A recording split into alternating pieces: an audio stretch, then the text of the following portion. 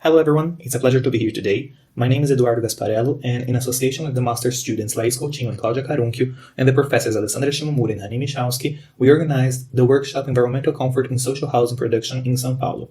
This experience and its results were compiled in this paper. The large housing deficit in São Paulo entails the challenge of providing large-scale and low-cost dwellings. Focusing on reducing this deficit, the housing policy has a quantitative approach seeking the maximum cost reduction by minimizing units area, decreasing technical and constructive patterns, and producing massively standardized architecture solutions, incompatible with local conditions, particularities, and environmental features. The Brazilian Performance Standard for Living Areas establishes minimum, intermediate, and higher performance requirements for residential building systems. Some of its requests are criticized by researchers and professionals, not to mention the lack of markets preparation for receiving that regulation, from material supply companies to architects and engineers who do not apply it to their design process. Facing this scenario, the workshop Environmental Comfort in Social Housing Production in São Paulo, How to Design Aiming at Comfort Requirements, held by two laboratories from the Faculty of Architecture and Urbanism of the University of São Paulo, was developed to integrate project and environmental comfort knowledge. With a total duration of 5 days, the workshop featured in its 3 initial days lectures and roundtables for support of practical activities.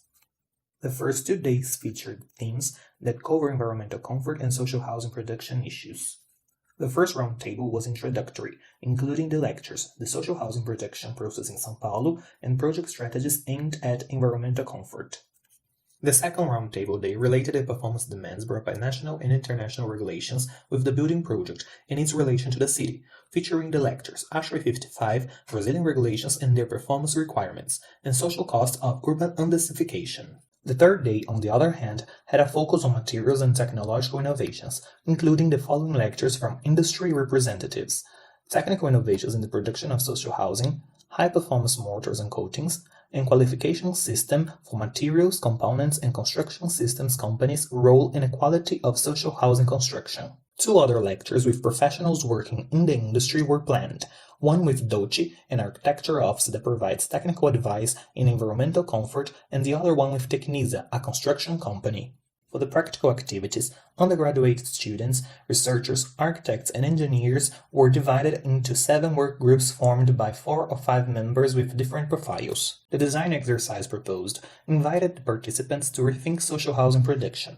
Each work team was asked to rethink a social housing complex already built, the Bela Vista A in city center of São Paulo, allocating a similar architectural program on the same site, focusing on social, thermal, acoustic, daylight, and ergonomic issues. The program included 57 apartments that have an area between 35 and 41 square meters, composed by bedroom, living room, kitchen, bathroom, and laundry. It's important to highlight that a new subway station will be constructed in an area that can be integrated to the design site, and there is a Sunday school on the corner of the block, demanding special attention to acoustic issues. Aiming to diversify information and opinions, each day of studio activities had different professors and researchers with multiple backgrounds working as tutors to support the participants to develop their projects. As a result of practical activities, 7 diverse projects were developed, in which environmental comfort and passive strategies were used as guides since the design conception, demonstrating how the same architecture program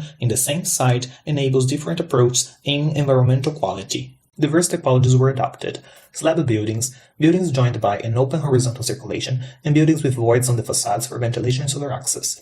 It was also interesting how teams started from different conceptions that led to different comfort strategies until the final proposal. Aiming at good natural lighting, some teams designed building plans with shapes that grant openings in the units for different facades. Other teams designed voids in the building, some of them taking a whole floor, others a limited space, increasing sunlight access and ventilation. In addition, courtyards between buildings were designed for increasing ventilation by stack effect. To minimize heat gains from solar radiation, teams designed diverse types of shading devices. Solutions varied from using horizontal circulation as shading to placing shutters that can be controlled by residents, enabling adaptive comfort. As part of the design process, some teams used computational simulation for radiation evaluation. Components were defined according to material properties, aiming thermal and acoustic comfort. Materials and thickness were determined to result in a specific performance. Some teams point the relevance of raising thermal inertia to minimize temperature variations and extenuate temperature peaks. For acoustic comfort, some teams use the surrounding buildings as acoustic barriers.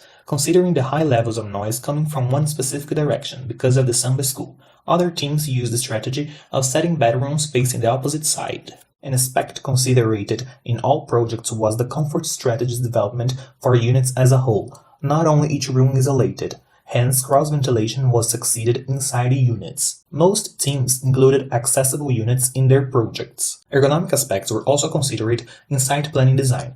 In order to benefit integration with surroundings, most teams designed ground floors for public use by connecting streets for pedestrians or establishing mixed use, which is a way of contributing to building maintenance by income from stores rent. Moreover, areas for collective activities and leisure were included in the designs. Final designs were presented on the last day of the workshop, in an open discussion about directions of environmental comfort and social housing in Brazil. Designs were printed and placed in an exhibition held for a month. This educational experience showed the need of a broad integration between academia and industry in Brazil.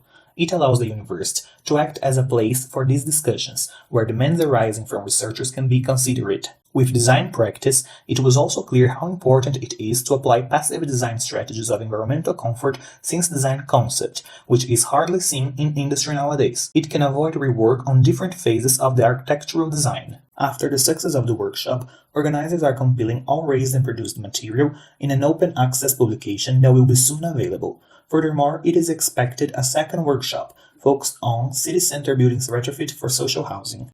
Thank you very much for your attention, and special thanks to everyone involved in this workshop, including FAUSP and USP, and especially to Flávia Massimetti and Rogério Maués for the organization, and to the teachers and architects for the time devoted to lectures and tutoring. Here is our email address. Feel free to write to any one of us if you want it. Stay safe, and I hope to get together with you all in the next PLE edition. Thank you.